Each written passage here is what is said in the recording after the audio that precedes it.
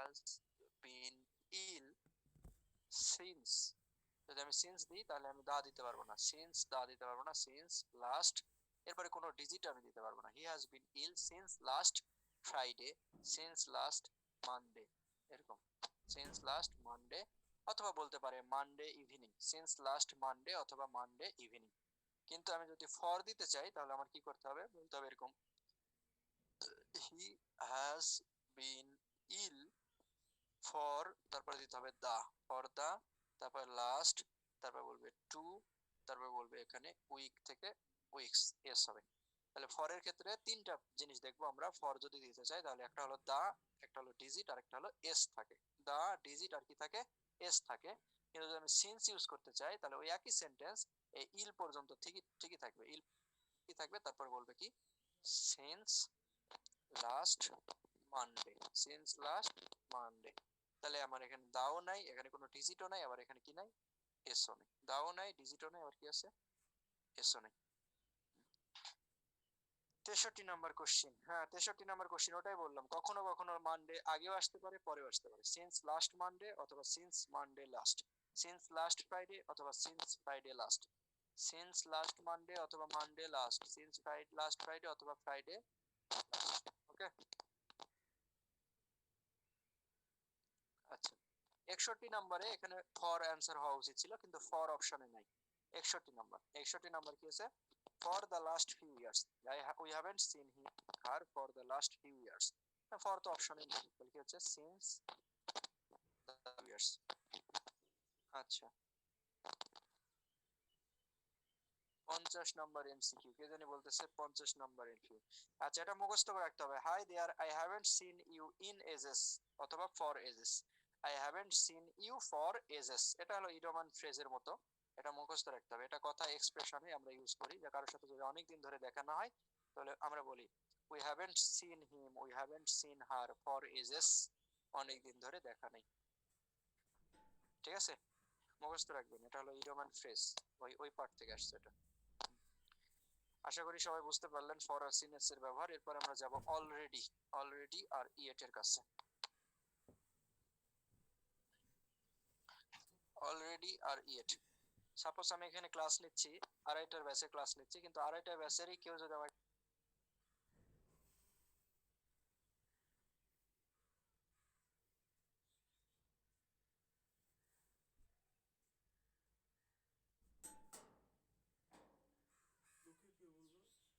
ভাই আসতে পাশে ফোন দিছিল।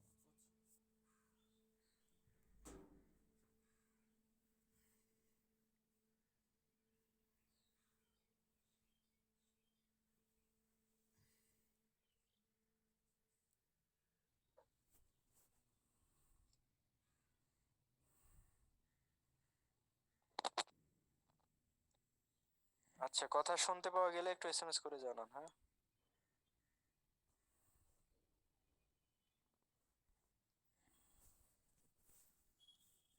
কথা কি শুনতে পাওয়া যাচ্ছে? আচ্ছা ঠিক আছে, ধন্যবাদ।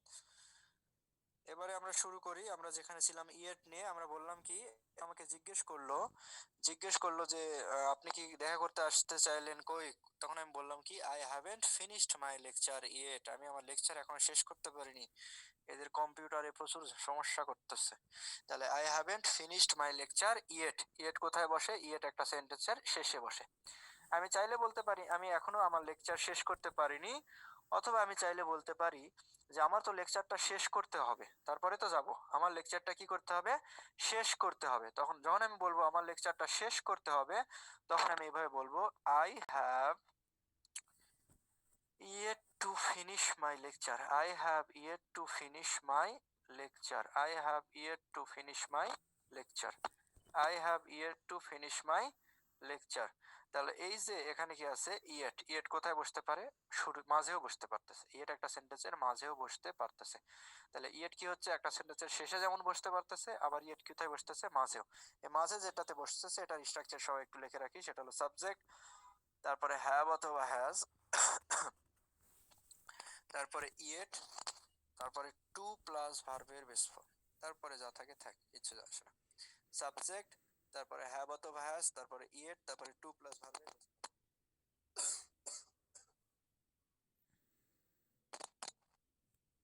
আবার বলতেছি অলরেডি এবং ইয়েট এরা হলো অ্যাডভার্ব, অলরেডি এবং ইয়েট এরা হলো অ্যাডভার্ব। অলরেডি বসে দুই ভার্বের মাঝে, অলরেডি কোথায় বসতেছে? দুই ভার্বের মাঝে। আর ইয়েট চাইলে সেন্টেন্সের শেষেও বসতে পারে, আবার মাঝেও বসতে পারে।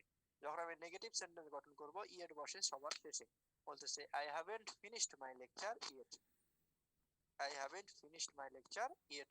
আর যখন মাঝে দিচ্ছি তখন আর নটের দরকার নেই, তখন আমি বলতেছি I have yet to finish my lecture, I have yet to finish my lecture.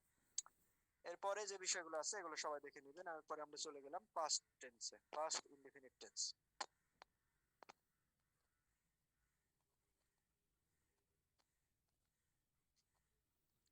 Already তো বুঝাই দিলাম, অলরেডি, অলরেডি বলতেছে অলরেডি একটা অ্যাডভার্ব, এটা দুই ভার্বের মাঝে বসে। অলরেডি একটা অ্যাডভার্ব, এটি কোথায় বসে? এটি দুই ভার্বের মাঝে বসবে। অলরেডি একটা অ্যাডভার্ব, এটি দুই ভার্বের মাঝে বসে। কোন একটা সেন্টেন্সে অ্যাডভার্বের পজিশন হলো, যদি ভার্বে যদি একটা হয় তাহলে অ্যাডভার্ব বসে সাবজেক্ট এবং মেইন ভার্বের মাঝে।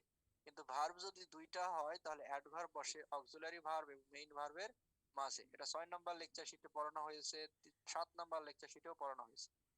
ঠিক আছে? তাহলে সাবজেক্ট, তারপরে অক্সিলারি ভার্ব, তারপরে অ্যাডভার্ব, তারপরে কি মেইন ভার্ব। তাহলে বলবে এরকম I have already started, I have already started my lecture.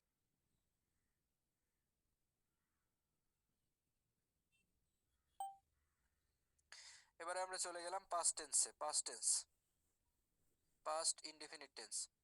Past indefinite tense কি বলতেছে? পাস্ট ইনডেফিনিট টেন্স বলতেছে, পাস্ট ইনডেফিনিট টেন্স। আচ্ছা সবাই শিটে যান একটু, আমি নড়াচড়া করলে ক্যামেরাও নড়াচড়া করতেছে, জানি না, স্বয়ংক্রিয় হয়ে গেছে। পাস্ট ইনডেফিনিট টেন্স আমরা চিনব কিভাবে? পাস্ট ইনডেফিনিট টেন্স আমরা অনেকভাবে চিনতে পারি। তার মধ্যে একটা হলো বাংলা মার্কার, হয় ল থাকবে অথবা ত থাকবে অথবা তাম থাকবে। ল, ত বা তাম। গিয়েছিল, করেছিল, খেয়েছিল, পড়েছিল, ঘুমিয়েছিল, ল থাকবে। অথবা যাইতো, পড়তো, ঘুমাইতো, করতো। এছাড়া কি থাকবে? তাম থাকবে। রোজ সকালে ফুল কুড়াইতে যাইতাম, যাইতাম, খাইতাম, পড়তাম, ঘুমাইতাম। তাহলে ল, ত বা তাম যদি থাকে তাহলে তাকে আমরা বলবো পাস্ট ইনডেফিনিট টেন্স। ল, ত বা তাম যদি থাকে তখন আমরা তাকে বলবো পাস্ট ইনডেফিনিট টেন্স। ল, ত বা তাম থাকলে হবে পাস্ট ইনডেফিনিট টেন্স। এটা হলো বাংলায় মার্কার। এখন ইংলিশে আমি চিনবো কিভাবে? ইংলিশে আমি বলবো, এই শীটে দেয়া আছে, ঠিক আছে? 5 নাম্বার পেজ, 5 নাম্বার পেজে এখানে দেয়া আছে long ago, long since, long ago, long since, last night, last year, last month, last week, yesterday, the day before yesterday, yesterday আবার কি the day before yesterday, এগুলো যদি থাকে, yesterday, the day before yesterday, এগুলো যদি থাকে তাহলে আমরা বলবো past indefinite tense। ঠিক আছে? এগুলো মুখস্থ বিদ্যা, এগুলো আপনারা মুখস্থ রাখবেন। পরের পেজে চলে গেলাম।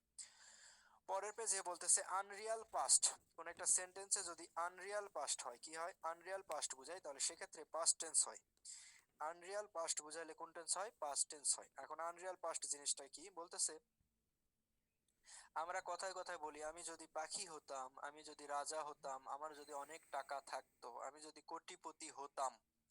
তাহলে প্রথমত এটা হওয়া সম্ভব নয়, এটা হওয়া সম্ভব নয়, এজন্য এটাকে বলা হচ্ছে আনরিয়াল।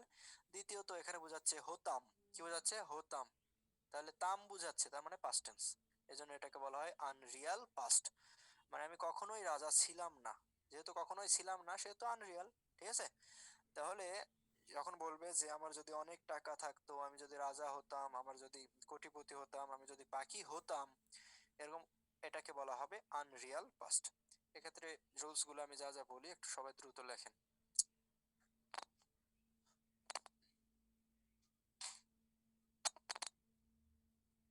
যদি কোনো সেন্টেন্সে অ্যাজ ইফ অথবা অ্যাজ দো থাকে তাহলে কি হবে? অ্যাজ ইফ অথবা অ্যাজ দো, অ্যাজ ইফও থাকতে পারে অথবা অ্যাজ দো থাকতে পারে, তাহলে কি হবে? বলা হচ্ছে সাবজেক্ট এরপরে যদি ভার্বের 1 নাম্বার ফর্ম থাকে, অর্থাৎ প্রেজেন্ট ইনডিফিনিট টেন্স থাকে, তাহলে পরবর্তীতে আপনার করতে হবে সাবজেক্ট প্লাস ভার্বের 2 নাম্বার, মানে পাস্ট ইনডিফিনিট। তাহলে অ্যাজ ইফ অথবা অ্যাজ দোর আগে যদি প্রেজেন্ট ইনডিফিনিট থাকে তাহলে পরবর্তীতে কি করতে হবে? Past indefinite. As if as দোর আগে যদি প্রেজেন্ট ইনডিফিনিট থাকে পরবর্তীতে করতে হবে পাস্ট ইনডিফিনিট। এরপরে বলতেছে অ্যাজ ইফ অথবা অ্যাজ দো দেয়া আছে, অ্যাজ ইফ অথবা অ্যাজ দো এর আগে যদি সাবজেক্ট প্লাস ভার্বের 2 নাম্বার অর্থাৎ পাস্ট ইনডিফিনিট থাকে তাহলে পরবর্তীতে করতে হবে পাস্ট পারফেক্ট, অর্থাৎ subject plus had plus V3, subject plus had plus V3। তাহলে সাবজেক্ট প্লাস ভার্বের এক নাম্বার মানে present indefinite. Subject plus present indefinite যদি থাকে পরেতে আমার করতে হবে সাবজেক্ট প্লাস ভার্বের কয় নাম্বার? 2 নাম্বার। সাবজেক্ট প্লাস ভার্বের 2 নাম্বার। ঠিক আছে? দুইজন কথা বলতেছেন, আপনারা মনে করেন এক রুমে দুইজন থাকেন, দুইজন কথা বলতেছেন, পাশের রুম থেকে একজন এসে এমন করে হাসাহাসি শুরু করলো, আগামাথা কিছুই বুঝেনি কিন্তু হাসতেছে, যেন সে সবই বুঝেছে, ভান করতেছে, প্রিটেন্ড করতেছে। এক্ষেত্রে ভার্ব হয় বলবে টক্স অথবা অ্যাক্টস অথবা বিহেভস অথবা প্রিটেন্ডস। তাহলে বলতেছে হি টক্স, সে এমন করে কথা বলে, অ্যাজ ইফ, যেন, হি নিউ এভরিথিং, যেন সে সবকিছুই জানে। He knew everything, he talks as if he knew everything. তাহলে টক্স, টকের সাথে কি আছে? এস আছে, তার মানে ভার্বে কয় নাম্বার? 1 নাম্বার। তাহলে পরবর্তীতে আমার করতে হবে ভার্বে কয় নাম্বার? 2 নাম্বার। নো হলো 1, নো থেকে আমি করলাম নিউ। তাহলে অ্যাজ ইফ বা as though যদি থাকে তাহলে এরা আনরিয়াল পাস্ট বোঝাবে। কি বোঝাবে? Unreal past. এক্ষেত্রে প্রথমে যদি থাকে প্রেজেন্ট ইনডিফিনিট, পরেরটা হবে পাস্ট ইনডিফিনিট। এখন বলতেছে প্রথমেই আছে পাস্ট ইনডিফিনিট, যেমন হি টকড, হি টক্স নাই, কি আছে? হি টকড, 2 নাম্বার ফর্ম। হি টকড কয় নাম্বার ফর্ম? 2 number form. প্রথমে যদি পাস্ট ইনডিফিনিট থাকে তাহলে অ্যাজ ইফ থাক আর অ্যাজ দো থাক, পরেরটাতে আমার বলতে হবে past perfect. He had known, as if he had known everything. He talked as if he had known everything. এখানে নোন হলো V3 আর এখানে হলো হ্যাড। তাহলে অ্যাজ ইফ বা অ্যাজ দোর আগে যদি প্রেজেন্ট ইনডিফিনিট হয়, পরেরটা হয় পাস্ট ইনডিফিনিট। আগে যদি হয় পাস্ট ইনডিফিনিট, তারপরেরটা হবে পাস্ট পারফেক্ট।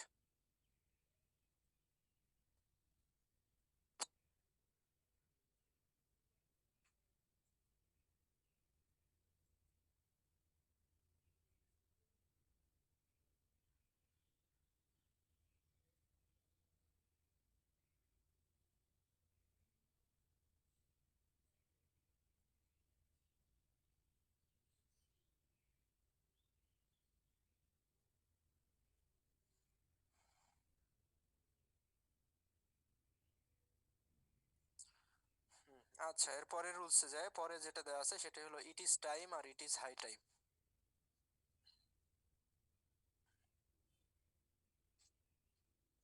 এরপরে দেওয়া আছে ইট ইজ টাইম আর it is high time. It is time থাক আর হাই টাইম থাক, একই রুলস। ইট ইজ টাইম অথবা it is high time, it is time অথবা ইট ইজ হাই টাইম যদি থাকে তাহলে আমরা এরপরে সাবজেক্ট আছে না নাই। It is time it is high time থাকলে আমরা দেখবো এরপরে সাবজেক্ট আছে না নাই। যদি সাবজেক্ট থাকে তাহলে ভার্বের 2 number.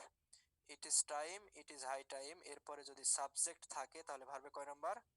2 number. It is time it is high time এর পরে যদি সাবজেক্ট থাকে তাহলে হবে ভার্বের 2 নাম্বার।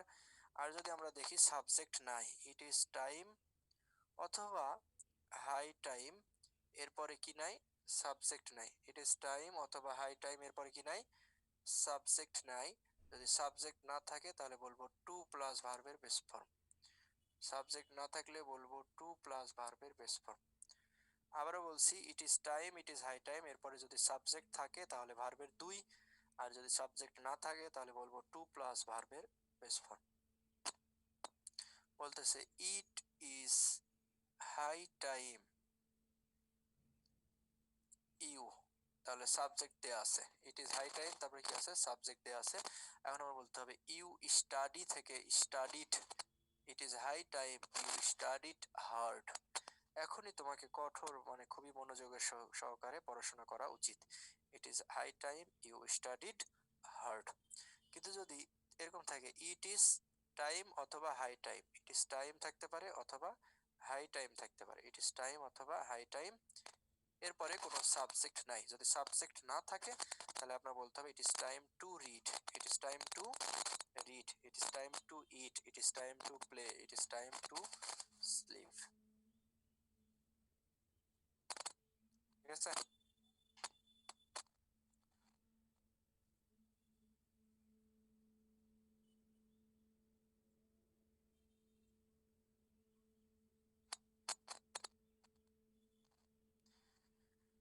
তাহলে it is time, it is high টাইমের ক্ষেত্রে আমরা যেটা শুধুমাত্র খুঁজে দেখবো সেটি হলো সাবজেক্ট আছে না নাই। যদি সাবজেক্ট থাকে তাহলে ভার্বের 2 নম্বর ফর্ম, আর যদি সাবজেক্ট না থাকে তাহলে টু প্লাস ভার্বের বেস ফর্ম। আচ্ছা,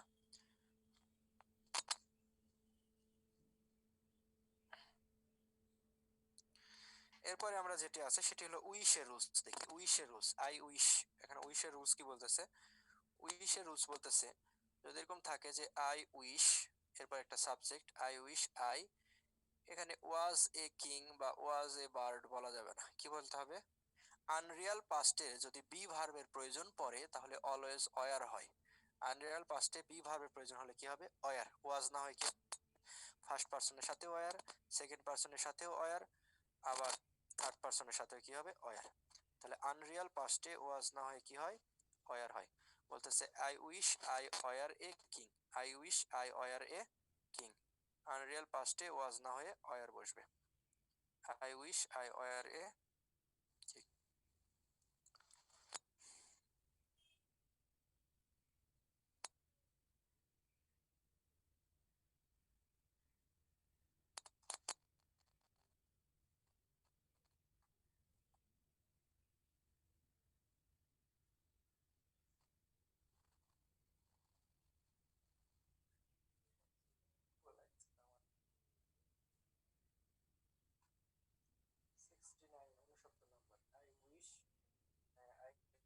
I never said those words.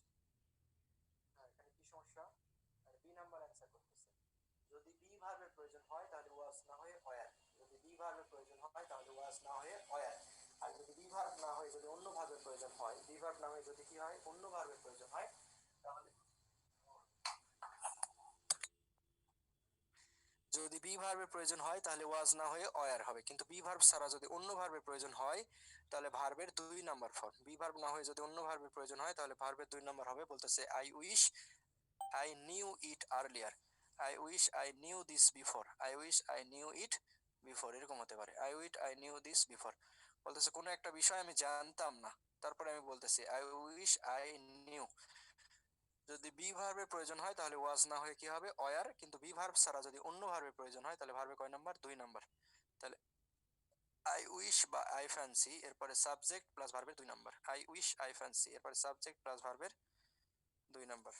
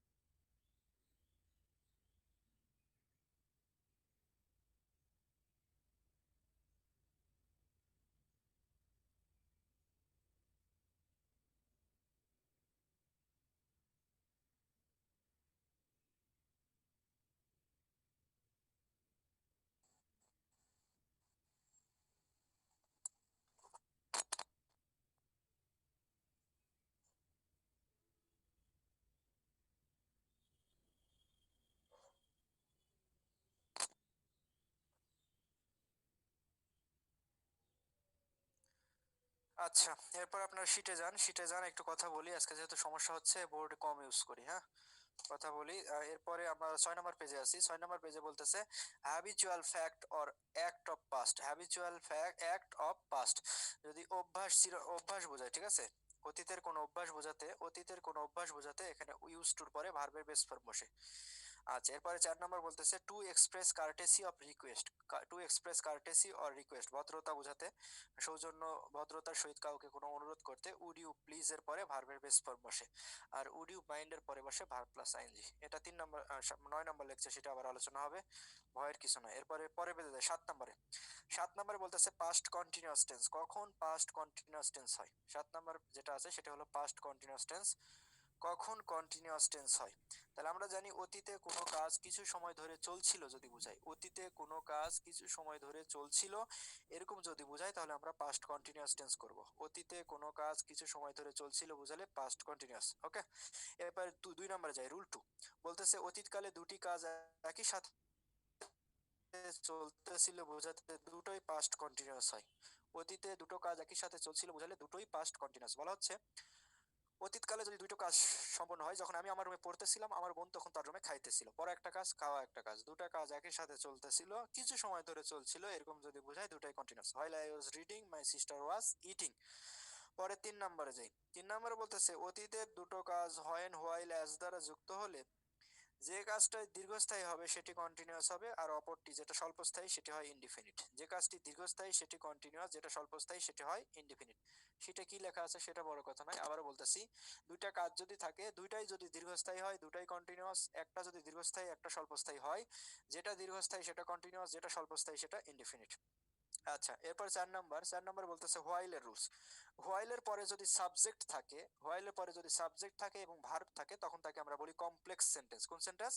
Complex sentence. যেমন while I was walking I saw a snake. While I was walking I saw a snake. এখানে হোয়াইল এর পরে আই আছে আবার ওয়াজ আছে, সাবজেক্ট আছে এবং ফাইনাইট ভার্ব আছে। সাবজেক্ট এবং ফাইনাইট ভার্ব যদি থাকে সেটা হলো কমপ্লেক্স সেন্টেন্স। এই কমপ্লেক্স সেন্টেন্সটাকে যখন আমি সিম্পলে নিয়ে যাব তখন বলতেছে হোয়াইল ওয়াকিং, সাবজেক্টও আউট ভার্বও আউট। ঠিক আছে, এটা নিয়ে পরবর্তীতে আলোচনা করা যাবে, সমস্যা নাই। এটাকে বলা হয় ডাংলিং মডিফায়ার। আমরা যখন ডাংলিং মডিফায়ার পড়বো তখন এটা নিয়ে আবার আলোচনা করব। এখন শুধু একটু বলে রাখি, হোয়াইল এর পরে যদি সাবজেক্ট থাকে, হোয়াইল তারপর সাবজেক্ট তারপরে ওয়াজ তারপরে ভার্ব প্লাস আইএনজি। আর যদি আমি সাবজেক্ট না দিই, আই না দিই, সাবজেক্ট না দিই, তাহলে অক্সিলারি ভার্বেরও দরকার নাই, সেক্ষেত্রে আমি ভার্ব প্লাস আইএনজি মানে পার্টিসিপল ইউজ করব। পরেরটাতে যাই। পরেরটা বলতেছে past perfect tense. Past perfect tense মানে কি? আমরা জানি যে অতীতকালে আমরা বিফোর আফটার যুক্ত সেন্টেন্সে পাস্ট পারফেক্ট টেন্স করি। একটা যদি পাস্ট পারফেক্ট হয় অপরটা হয় পাস্ট ইনডিফিনিট। এরপরে নো সোনার হ্যাড এর ক্ষেত্রে যেখানে হ্যাড যুক্ত, রুল 2 তে গেলে আপনি দেখবেন no sooner had, scarcely had, hardly had, যেটার সাথে হ্যাড যুক্ত সেটাকে পারফেক্ট করতে হয়, যেটার সাথে হ্যাড যুক্ত সেটা পারফেক্ট, আর বাকিটা ইনডিফিনিট। তাহলে নো সোনার হ্যাড এর ক্ষেত্রে প্রথমটা পারফেক্ট বাকিটা ইনডিফিনিট। আবার বিফোর এর ক্ষেত্রে বিফোরের পূর্বে হয় পারফেক্ট বাকিটা কি হবে? ইনডিফিনিট। বিফোরের পূর্বে হবে পারফেক্ট বাকিটা হবে ইনডিফিনিট। এরপরে আবার আফটারের ক্ষেত্রে একই জিনিস। আফটারের ক্ষেত্রে প্রথমটা হলো ইনডিফিনিট পরেরটা হবে পারফেক্ট। আফটারের ক্ষেত্রে প্রথমটা হবে ইনডিফিনিট পরেরটা হবে পারফেক্ট। আচ্ছা, এরপর সিন্সের ব্যবহারে যায়। সবাই সিন্সের ব্যবহারে যায়। সিন্সের ব্যবহার কি বলতেছে? সিন্সের ব্যবহার বলতেছে সিন্সের আগে যদি প্রেজেন্ট টেন্স থাকে পরে হয় পাস্ট ইনডিফিনিট। সিন্সের আগে যদি প্রেজেন্ট টেন্স থাকে পরে হয় পাস্ট ইনডিফিনিট। আর সিন্সের আগে যদি পাস্ট ইনডিফিনিট থাকে পরে হয় পাস্ট পারফেক্ট। সিন্সের আগে যদি পাস্ট ইনডিফিনিট থাকে পরে কি হয়? Past perfect. এই 5 এর নিচে একটা एग्जांपल দেখি। 5 এর নিচে একটা एग्जांपल, রুল 5 এর নিচে एग्जांपल বলতেছে ইট ওয়াজ মেনি ইয়ার্স। ওয়াজ আছে, কি আছে? ওয়াজ, পাস্ট টেন্স। সিন্সের আগে যদি পাস্ট টেন্স থাকে পরেরটা হবে পাস্ট পারফেক্ট। সিন্সের আগে যদি পাস্ট ইনডিফিনিট থাকে পরেরটা কি হবে? Past perfect. আচ্ছা, আমরা পরের পেজে চলে গেলাম। পরের পেজে একদম 9 নম্বর পেজে আছে past perfect continuous tense. Past perfect continuous tense. Past perfect continuous tense বলতেছে কি? বিফোর আফটার যুক্ত আমরা সেন্টেন্সে আমরা জানি পারফেক্ট হয়, বিফোর এবং আফটার যুক্ত সেন্টেন্সে পারফেক্ট হয়। এখন বলা হচ্ছে কাজটা যদি দীর্ঘস্থায়ী হয় তাহলে তাকে পারফেক্ট না করে পারফেক্ট কন্টিনিউয়াস করা হয়। যেমন কোনো একজন ব্যক্তি চাকরি খুঁজতেছে, কোনো একজন ব্যক্তি রুমমেট খুঁজতেছে। চাকরি বা রুমমেট বা মেস হুট করে পাবে না, কিছু সময় ধরে খুঁজতে হয়, এজন্য বিফোরের আগেরটা পারফেক্ট না করে আমরা পারফেক্ট কন্টিনিউয়াস করব। বলবো he has been looking for a roommate, he has been looking for a job, he has been looking for a roommate before he got one. He has been looking for a job before he got one. সে চাকরিটা পাওয়ার আগে কিছু সময় ধরে খুঁজতেছিল। এরপরে আমরা চলে গেলাম future indefinite tense. Future indefinite tense কি বলতেছে? ভবিষ্যতে কোনো কাজ করা হবে, ভবিষ্যতে কোনো কাজ করা হবে বুঝালে ফিউচার টেন্স হবে। সেক্ষেত্রে আমরা যেটি পাবো সেটি হলো যাবো, খাবো, পরবো, ঘুমাবো। যাবো, খাবো, পরবো, সব খালি ব ব ব ব থাকবে বা বয় ওকার থাকবে। যাবো, খাবো, পরবো, ঘুমাবো, ব থাকবে। যখন বাংলায় যখন ব থাকবে তখন আমরা করতে থাকবো, যাইতে থাকবো, খাইতে থাকবো। ব থাকবে তখন আমরা ফিউচার টেন্স করব। এখন ফিউচার টেন্স চার প্রকার। প্রথমটা আছে ফিউচার ইনডিফিনিট টেন্স। 9 নম্বর পেজে একদম এপাশে দেখি, 9 নম্বর পেজের এই যে এখানে আমরা দেখতেছি কি আছে, মার্কার দেওয়া আছে, ফিউচার ইনডেফিনিট টেন্সের মার্কার। সবাই একটু দাগ দিয়ে রাখি, tomorrow, next, coming, next month, next year, next week, এগুলো যদি থাকে তখন আমরা কি করব, ফিউচার ইনডেফিনিট টেন্স করব। ওকে। আচ্ছা, এরপরেরটা আছে future continuous tense. Future continuous tense বলতেছে ভবিষ্যতে কিছু সময় ধরে কোনো কাজ চলতে থাকবে যদি বুঝাই, ভবিষ্যতে কোনো কাজ কিছু সময় ধরে চলতে থাকবে এরকম যদি বুঝাই তখন তাকে আমরা বলি future continuous tense. Future continuous tense. যেমন আগামীকাল সকালে আমাকে আগামীকাল কেউ আমার সাথে দেখা করতে চাই, তাহলে বলতেছে ভাই আগামীকাল কখন আসবো, আমি বলবো যে 2টার পরে আসো, 2টার পরে আমি রুমে থাকবো, 2টার পরে আমি পড়তে থাকবো, পড়তে থাকবো। তাহলে একটা সময় কিছু সময় ধরে কিছু কাজ করতে থাকবো এরকম যদি বুঝাই তাহলে ফিউচার কন্টিনিউয়াস টেন্স করি। এরপরে আমরা চলে গেলাম future perfect tense. Future perfect tense and future perfect টেন্সের স্ট্রাকচার কি, শ্যাল উইল তারপরে হ্যাভ তারপরে ভি3, শ্যাল উইল তারপরে হ্যাভ তারপরে কি হয় ভি3, তখন আমরা তাকে বলি ফিউচার পারফেক্ট টেন্স। বলতেছে ভবিষ্যৎকালে, রুল 1 একদম ফিউচার পারফেক্ট টেন্সের একদম শুরুতে এখানে যাই, বলতেছে এইখানে ভবিষ্যৎকালে কালে দুটি কাজের মধ্যে, ভবিষ্যৎকালে দুটো কাজের মধ্যে যে কাজটি আগে হবে। আচ্ছা, বলা হচ্ছে যখন দুইটা কাজ হবে, দুইটা কাজের মধ্যে যে কাজটা আগে হয় তাকে পারফেক্ট করতে হয়। ভবিষ্যৎকালে হলে ফিউচার পারফেক্ট, যদি অতীতকালে হতো তাহলে করতে হবে পাস্ট পারফেক্ট। তাহলে যখন দুইটা কাজ আমাকে দিয়ে বলবে যে কাজটা আগে সংঘটিত হয় তাকে আমার কি করতে হবে, পারফেক্ট। সমস্যা নাই, এগুলো 9 নম্বর লেকচার সেটা আবার পড়াবো, ঠিক আছে। ভবিষ্যৎকালে দুটো কাজ দেয়া থাকলে যে কাজটা আগে হবে তাকে আমি কি করব, ফিউচার পারফেক্ট। আর বাকি যে কাজটা থাকবে সেটাকে কি করব, সেটাকে ফিউচার ইনডিফিনিট করা যাবে না, সেটাকে বলতে হবে প্রেজেন্ট ইনডিফিনিট। কি করতে হবে, প্রেজেন্ট ইনডিফিনিট। শীটে একটু ভুল আছে, সবাই কারেকশন করি। এখানে দেয়া আছে ভবিষ্যৎকালে দুটো কাজের মধ্যে যে কাজটি আগে হবে সেটি ফিউচার টেন্স এবং বাকি কাজটি ফিউচার ইনডিফিনিট। এখানে ফিউচার শব্দটা কেটে লিখে দিব যে প্রেজেন্ট ইনডিফিনিট হয়, কি হয়, প্রেজেন্ট ইনডিফিনিট। ভবিষ্যৎকালে দুটো কাজের মধ্যে যে কাজটি আগে হবে সেটি হবে ফিউচার পারফেক্ট এবং বাকি কাজটি হবে ফিউচার ইনডিফিনিট লেখা আছে, ওটা ফিউচার কেটে আমরা বলবো প্রেজেন্ট ইনডিফিনিট। প্রেজেন্ট ইনডিফিনিট কেন, কারণ হচ্ছে উভয় পাশে ফিউচার টেন্স করা যায় না, উভয় পাশে কি করা যায় না, ফিউচার টেন্স করা যায় না। পরের পেজে যাই, 10 নাম্বার পেজে এখানে আবার দেয়া আছে যে বিফোর এর পূর্বে ফিউচার টেন্স হলে বিফোর এর পরে প্রেজেন্ট ইনডিফিনিট হয়, কি হয়, প্রেজেন্ট ইনডিফিনিট। সূত্রটা ঠিক আছে কিন্তু এক্সাম্পল আবার ভুল আছে। এক্সাম্পলে বলতেছে I shall have finished the work before he will come, before he will come. এই যে উইলটাকে কেটে দিব আর কাম কে করব, কামস, বিফোর হি কামস। তাহলে আবারও বলছি আই শ্যাল হ্যাভ ফিনিশড, এখানে কি হবে, I shall have finished the work before he will come, না before he comes, before he comes, উইলটা কেটে দিয়ে কামের সাথে এস করব। এছাড়া এখানে কয়েকটা এক্সাম্পল আছে, তারা খুবই গুরুত্বপূর্ণ। সেটা হচ্ছে 59, 60, 159, 60, এরপরে 62, 63, 64, 59, 60, 62, 63, 64। এই রুলস দ্বারা ফিউচার পারফেক্ট টেন্স থেকে প্রশ্ন হলে এই বিফোর আফটার অথবা এই রুলস থেকে প্রশ্ন হয়। এরা বলতেছে বাই অথবা টেক্সটের পরে যদি কিছু সময় দিয়ে জিজ্ঞেস করে এই সময়ের মধ্যে কাজটা শেষ করতে হবে। আবার বলতেছি বাই অথবা নেক্সট এরপরে একটা সময় দিবে, দিয়ে বলবে এই সময়ের মধ্যে কাজটা শেষ করতে হবে, অথবা এই সময়ের মধ্যে 10 বছর, 12 বছর, 15 বছর পূর্তি হবে, অ্যানিভার্সারি বুঝাবে, পূর্তি বুঝাবে, তখন আমরা তাকে বলবো ফিউচার পারফেক্ট। আবার বলছি বাই অথবা নেক্সট এর পরে একটা সময় দিয়ে যদি বলে এই সময়ের মধ্যে আপনাকে কাজটা শেষ করতে হবে, অথবা এই সময়ের মধ্যে 10 বছর, 5 বছর, 20 বছর পূর্তি হবে যদি বোঝায় তখন তাকে আমরা বলবো ফিউচার পারফেক্ট টেন্স। ওকে। আচ্ছা, এরপরে যাই ফিউচার পারফেক্ট কন্টিনিউয়াস টেন্স, এগুলো আপনারা দেখে দিবেন, শ্যাল হ্যাভ, উইল হ্যাভ, তারপরে বিন, তারপরে verb plus N G, shall have, will have, তারপরে বিন, তারপরে হলো ভার্ব প্লাস এনজি। ওকে। এরপরে বাকি যেগুলো আছে পিন পয়েন্ট ইরোর থেকে যাবতীয় যা কিছু আছে এগুলো সবাই পড়ে নেবেন, ঠিক আছে। যদি কোনো সমস্যা থাকে জিজ্ঞেস করলে অ্যান্সার দেওয়া যাবে, সমস্যা নাই। আর অনেকে পিন পয়েন্ট ইরোর বুঝে না, পিন পয়েন্ট ইরোর মানে কোথায় ভুল আছে সেটা খুঁজে বের করা।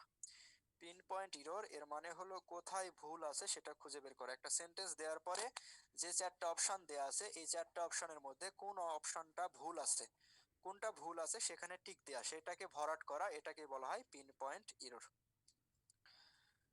ইকবাল সবাইকে আনমিউট করো, দেখি কারো কোনো প্রশ্ন আছে কিনা।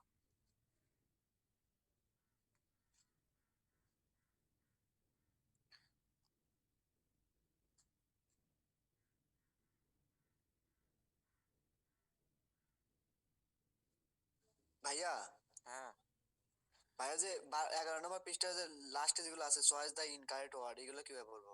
ওটাই বললাম, ওটা হলো ইনকারেক্ট ওয়ার্ড, মানে যেখানে ভুল আছে ওটাকে বলা হয় pin point error. Pin point error. হ্যাঁ, যেটাতে ভুল আছে সেটাতে শুধু আপনি টিক দিবেন। যেমন 1 নাম্বার সেন্টেন্সটা যদি আমি বুঝাই, বলতেছে 200 নাম্বার প্রশ্ন বলতেছে venomous snakes with modified teeth connected to poison glands in which the venom is secreted and stored. এখন এখানে এই সেন্টেন্সে উইথ যেখানে আছে, উইথ হবে না, এখানে একটা ভার্ব লাগবে। কেন ভার্ব লাগবে? আমরা জানি ভার্ব ছাড়া কখনো সেন্টেন্স সম্পূর্ণ হতে পারে না। ফাইনাইট ভার্ব ছাড়া কি হয় না, কখনো কোনো সেন্টেন্স সম্পূর্ণ হতে পারে না। ভাইয়া কে জানি প্রশ্ন করলো 152 নাম্বার। আচ্ছা, 152তে গেলাম। 152 নাম্বার কি আছে দেখি।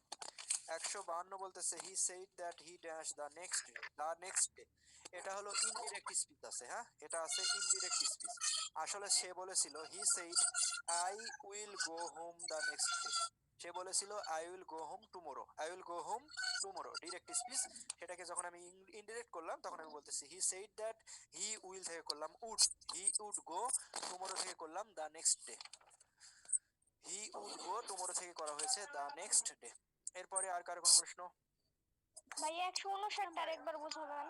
159, 159 বলতেছে বাই দা টাইম, এই সময়ের মধ্যে অ্যারাইভ হবে না, বাই দা টাইম এই সময়ের মধ্যে, by the time they arrive, যতক্ষণে না সে পৌঁছালো, he will have left, he will have left. By বা নেক্সট এর পরে একটা সময় দিয়ে যদি বলে এই সময়ের মধ্যে কাজটা সম্পূর্ণ করতে হবে, তখন ফিউচার পারফেক্ট টেন্স করব। বলতেছে by the time they arrive, যেই সময়ের মধ্যে তারা পৌঁছাবে, যে সময়ের মধ্যে তারা পৌঁছাবে ওই সময়ের আগেই হি উইল হ্যাভ লেফট, অন্য একজন ব্যক্তি ওই সময়ের মধ্যে পালাবে, ও ওখান থেকে চলে যাবে। ভাইয়া 81 নম্বরটা। বলতেছে বাই 2020 সালের মধ্যে, বাই 2020 সালের মধ্যে I will have worked this farm for 15 years. মানে ওই যে 15 বছর পূর্তি হবে, বাইয়ের পরে একটা সাল বা একটা সময় দিয়ে যদি বলে কাজটা শেষ করতে হবে অথবা এত বছর পূর্তি হবে, তখন আমরা তাকে বলবো ফিউচার পারফেক্ট। তারপর ভাইয়া as ভাইয়া if as 81 নম্বরটা, though ভাই rules 81 নম্বরটা। are rules কি একই? As if as though R সিন্সের rules একই না, একটু ডিফারেন্ট আছে। সিন্সের ক্ষেত্রে দুইটা রুলস আছে। সিন্সের ক্ষেত্রে প্রেজেন্ট ইনডিফিনিট হতে পারে, প্রেজেন্ট পারফেক্ট হতে পারে, কিন্তু অ্যাজ ইফ অ্যাজ দোর ক্ষেত্রে শুধুমাত্র প্রেজেন্ট ইনডিফিনিট হবে। যদি প্রেজেন্ট ইনডিফিনিট হয় পরেরটা হবে পাস্ট ইনডিফিনিট, আর যদি পাস্ট ইনডিফিনিট হয় পরেরটা হবে পাস্ট পারফেক্ট। কিন্তু ভাইয়া 81 নম্বরটা দেখেন তো, 81 নম্বরটা। পারফেক্ট হলে কিভাবে হবে ভাইয়া সিন্সের ক্ষেত্রে? সিন্সের ক্ষেত্রে প্রেজেন্ট পারফেক্ট হতে পারে, যেমন ইট ইজ 5 ইয়ার্স ইনডিফিনিট, তাহলে বলতে হবে সিন্স উই মেট। আবার বলতে পারে 5 years have passed, 5 years have passed, তখন এটা হলো পারফেক্ট। জি হ্যাঁ, তারপর ভাইয়া এই 24 81 নম্বরটা। ভাই 81। গেলাম 81-তে।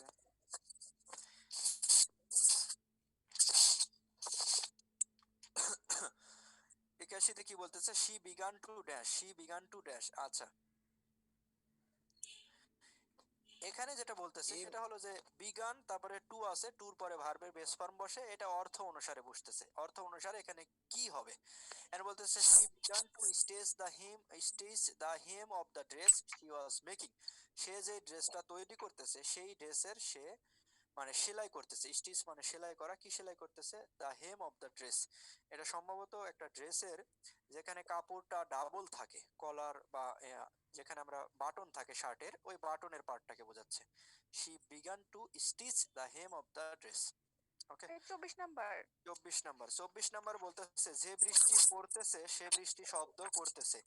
বলতেছে the rain falling on the roof, rain falling on the roof, মানে বৃষ্টি উপরে পড়তেছে, ছাদের উপরে পড়তেছে, যেটা পড়তেছে সেটা শব্দ করতেছে, চলমান কাজ বোঝাচ্ছে, এজন্য বলতেছে is making a noise. Rain falling ভাইয়া অন দ্য রুফ 93 নম্বরটা। মেকিং এ নয়েজ, বৃষ্টি পড়তেছে, বৃষ্টি শব্দ করতেছে। কয় নাম্বার? 93। 91। 93। 93 বলছে the old man dash down silently. আচ্ছা, এটা হলো প্যারালেলিজমের রুলস।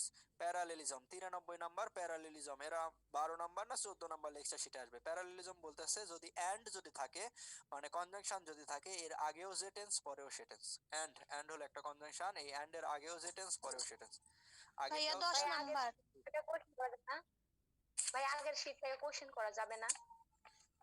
কোশ্চেন করা যাবে না কেন? অবশ্যই যাবে। ভাইয়া আমি একটা সেন্টেন্স বলছি ভাইয়া। হ্যাঁ বলেন। I read the theory long before, এখানে বিফোরটা কোন পার্টস ভাইয়া?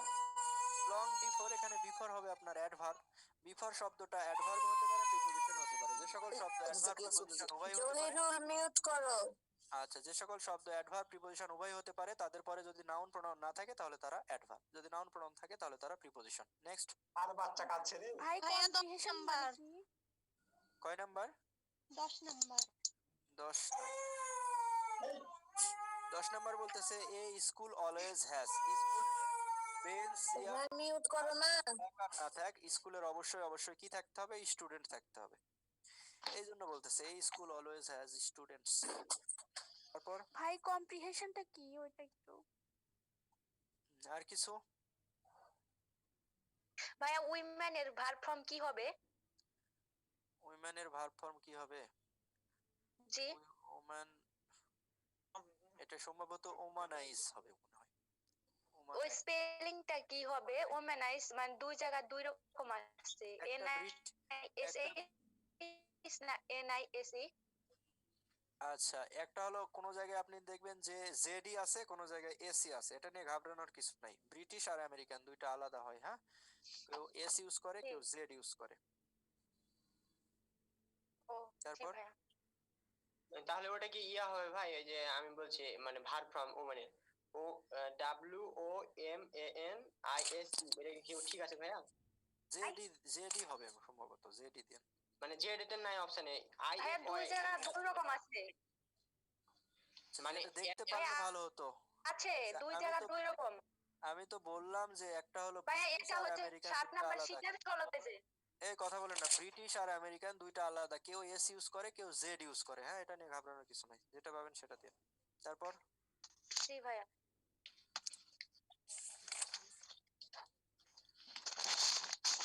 আর কিছু? কে জানি 7 নাম্বার লেকচার শিট থেকে প্রশ্ন করতে চাইলো। জি ভাইয়া 7 নাম্বার লেকচার শীটেরই কোশ্চেন ছিল উইমেন ওইটা। ও আচ্ছা, আর কিছু? ভাই 7 নাম্বার লেকচার শীটে বেশি প্রবলেম আছে, মানে ওই ইয়া সিলেক্ট করা নাউন প্রোনাউন ওইগুলা। ভাই সব কি নাউন হবে? হ্যাঁ, সয়ের স কি নাউন হবে? বুঝিনি। হ্যাঁ হ্যাঁ ওইটা SAW আমারও প্রবলেম। এটা কি নাউন হবে? এই স মানে ওই যে করাতের মিল বোঝাচ্ছে। করাত, করাত দিয়ে কাটে না, সমিল, কাটছেরাই। সমিল হ্যাঁ, যেটা। সমিল ওটা বোঝাচ্ছে, সে অর্থে নাউন হবে, সমস্যা নেই। আর কিছু? ভাই কম্প্রিহেনশন সম্পর্কে একটু কিছু বলেন জাস্ট। আচ্ছা, আজকে আমার আর সময় নাই, হ্যাঁ। নেক্সট ডে তে আলোচনা করি। কারো কোনো, আমি তো আপনাদেরকে মোটামুটি ফেসবুক আইডি দেয়া আছে, ফোন নাম্বারও দেয়া আছে, জিজ্ঞাসা থাকলে পরে প্রশ্ন করেন, হ্যাঁ।